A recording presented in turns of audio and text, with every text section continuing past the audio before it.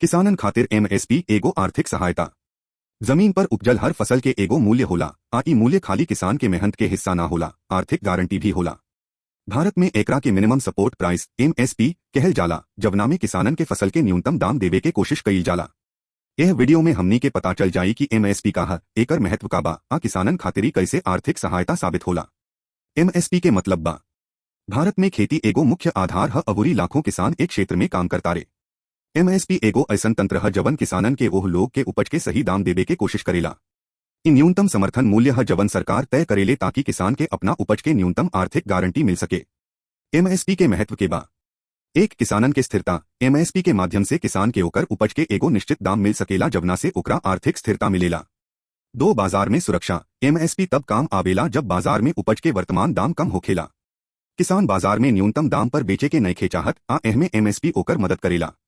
3, खाद्य सुरक्षा। एमएसपी के माध्यम से भारत ई सुनिश्चित करेला कि विभिन्न प्रकार के उपज के पर्याप्त स्टॉक होखे, जवना से खाद्य सुरक्षा सुनिश्चित होखेला। 4, किसान के हिम्मत। एमएसपी किसान के काम में हिम्मत देला काहे कि उनुका लागेला कि उनुका मेहनत के सही दाम मिल जाए, अबूरी निर्धारित समय पर बढ़िया पैदावार हुई। एमएसपी के रचना अनियमितीकरण के बारे में बतावल गइल बा। एमएसपी के इस्तेमाल ज्यादातर दाल, अबूरी गेहूं जैसन मुख्य फसल खाती होखेला, लेकिन एकरा के नियमित करे खाती कदम उठावल जाता। मतलब अब एकरा के अधिका फसल इलाका में लागू कईल जा रहल बा, जैसे कि अधिका किसानन के एकर फायदा हो सके। एमएसपी सोशल मैसेजिंग के काम होला।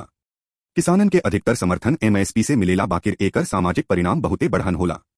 ई एगो आदर्श व्यवस्था के ओर एगो कदम बा, जवना में हमनी के देश के अनगिनत किसानन के सहायता मिलेला, ओह लोग के मेहनत के उचित मूल्य मिलेला। अगर हमनी के देश के हर कोना में एमएसपी सुनिश्चित कर सकेनी जात, हमनी के किसान भाई के सामाजिक अबूरी आर्थिक हालत अबूरी मजबूत हो सकता। हमनी के सब केहू के एहमे समर्थन जागरूकता के भूमिका निभावे के चाही, ताकि हमनी के किसान भाई लोग के सही मार्गदर्शन मिल सके, हमनी के मिलजुल के कदम दर कदम मजबूत भारत के ओर बढ़ सकीले।